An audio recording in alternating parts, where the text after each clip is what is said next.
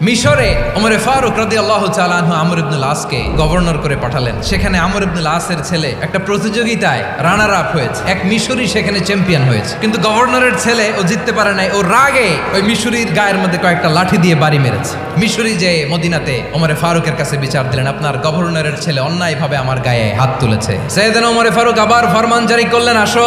আমর ইবনুল আস রাদিয়াল্লাহু তাআলা আনহু মাথা নিচু করে বসে আছেন, লজ্জায় কাচুমাচু, হাই হাই। সাইয়েদনা ওমরে ফারুক বললেন, এই নাও লাঠি, গভর্নরের ছেলে তোমার মাথার মধ্যে যতগুলো বাড়ি মেরেছে আজকে জনসম্মুখে তুমি অতগুলা বাড়ি মারো।